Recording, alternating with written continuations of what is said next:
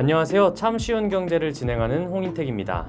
요즘 유튜브를 즐겨보시는 분들이라면 대한민국 비만율이 얼마나 올라갔는지 다들 잘 아실 거라고 생각합니다.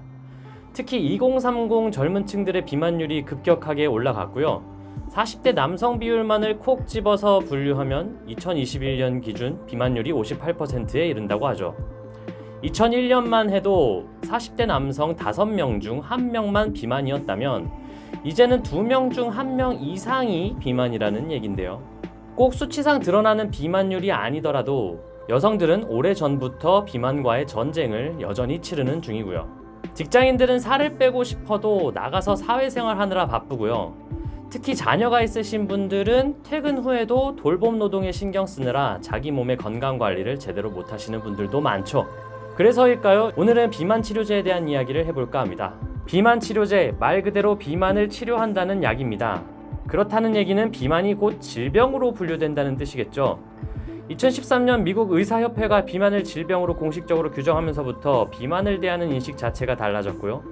그래서 비만 치료제는 단순히 미용 목적이 아니라 합병증 예방, 수명 연장에 필요한 의약품으로 자리 잡고 있습니다.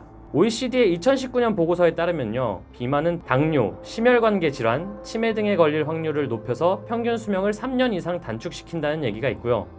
세계 비만협회의 2023년 보고서에 따르면 전 세계 성인 비만 인구는 2020년 8억 명에서 2035년 15억 명까지 증가할 전망입니다.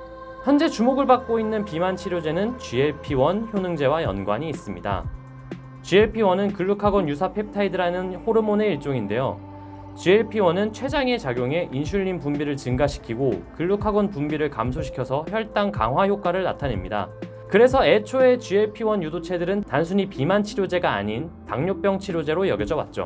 그러나 GLP-1 호르몬이 위장 운동성 그리고 식욕 억제에도 깊숙이 관여하는 것으로 알려졌고 임상을 통해 체중 감소 효과가 확인되면서 비만 치료제로서의 가능성이 열린 겁니다. GLP-1을 활용한 효능제는 노보 노디스크의 삭센다가 대표적입니다. 노보는 리라글루타이드가 당뇨병 치료제로 사용될 때 체중 감량 효과가 도드라지는 점에 착안해서 삭센다로 재개발했는데요. 삭센다는 2021년 11억 달러 매출을 달성하면서 첫 블록버스터 비만약으로 떠올랐습니다.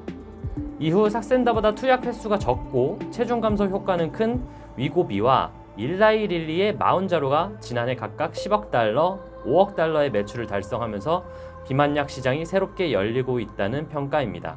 이 때문에 요즘 주식시장에서는 노보와 릴리에 대한 관심이 뜨겁습니다. 노보는 올해 상반기 매출로만 약 21조 원의 매출을 올렸고요. 특히 비만 치료제의 매출만 19조 원을 달성했습니다. 이 영상을 촬영하는 9월 18일과 실적 발표가 있기 전 8월 초 주가를 비교해보면 노보가 무려 22.5%가 올랐고요. 릴리는 25.8%가 올랐네요.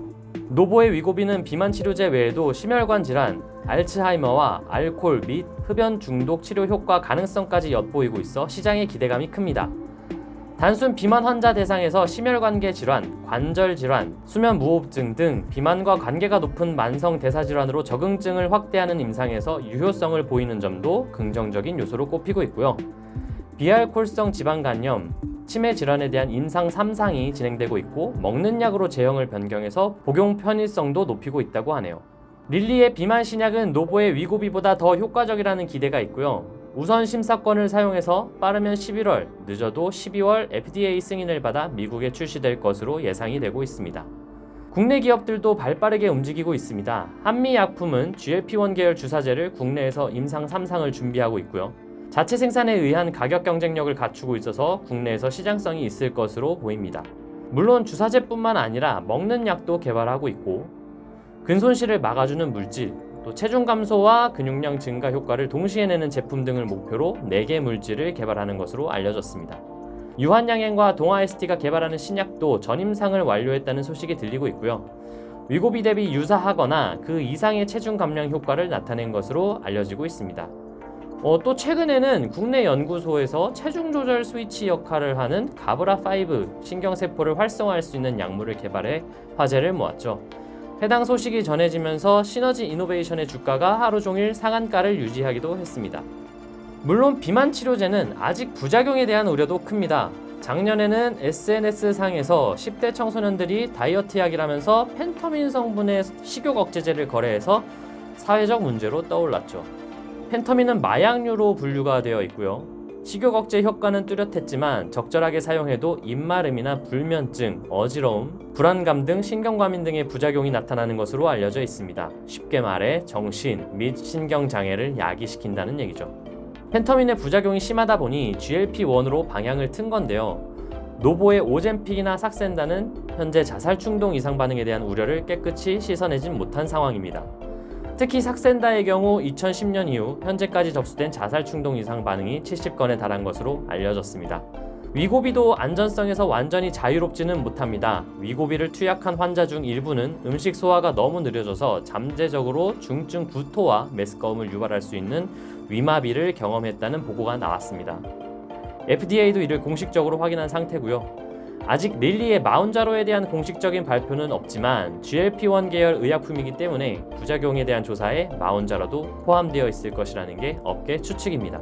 이에 대해 직접적인 연관성이 뚜렷하지 않다는 반론도 만만치 않습니다. 비만 환자는 우울증 등 정신건강 문제를 동반하는 경우가 많고 체중이 크게 빠지면서 자살 또는 자해 충동 등 위험이 나타났을 가능성이 있다는 논리인데요.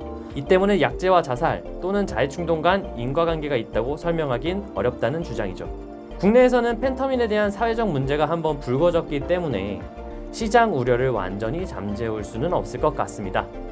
공급 부족 이슈도 꾸준히 나와서 가격도 만만치 않을 것으로 예상이 되고 있고요. 의사들 역시 약물 치료가 비만의 주된 치료가 아니라는 점과 생활습관 교정에 대한 중요성을 꾸준히 강조하고 있으니까요. 투자 관점과는 별개로 식단과 운동을 병행하시면서 건강을 관리하시는 게 더 좋지 않나 하는 개인적인 의견도 얹어보겠습니다. 오늘 제가 준비한 영상은 여기까지고요. 지금까지 홍인택이었습니다. 감사합니다.